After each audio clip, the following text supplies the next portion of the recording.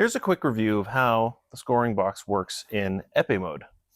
So in epee mode, you can see that the valid target lights are the most prominent, and then the small yellow short lights are there just when something lights up and as a small indicator, but not front and center.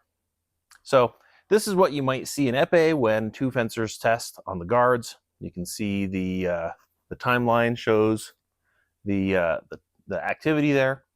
And then if somebody hits, you'll see that there's a short 40 millisecond timeout, and that's how long the hit was in this case.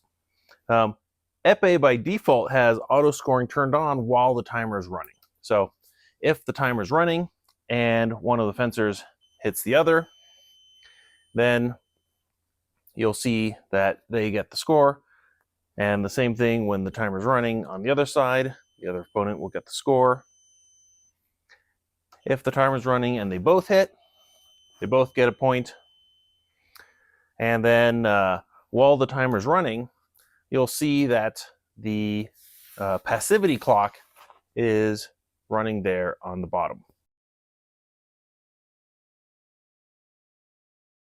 Now we've let the passivity clock run up to almost a minute. When it gets to 60 seconds, it'll change color to notify you. It's up to the director. If they do want to assign cards, once they assign a card, it does reset the passivity clock, and then they can begin fencing again. The epee mode will also indicate the timing for late hits. So for example, this hit was 7 milliseconds past the 40-second timeout. It will ignore short hits. And once we get down to, say,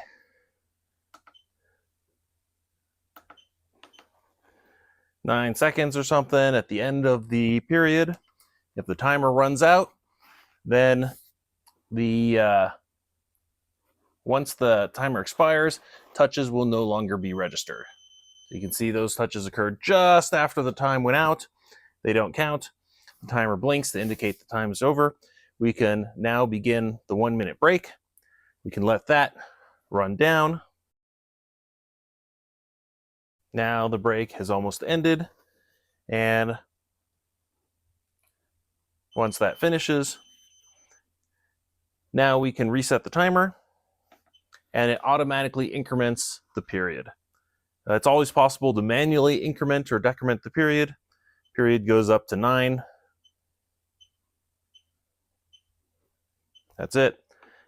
Or back down. Oops. And you can reset the clock.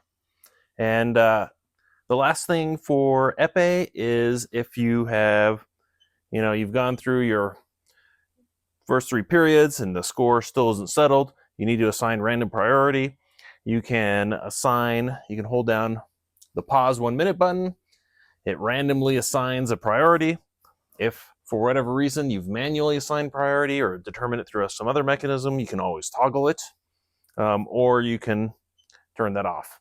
When the priority is randomly assigned, it automatically sets the clock to 1 minute as a convenience, but of course you can always just set the clock to be whatever you want. Thanks.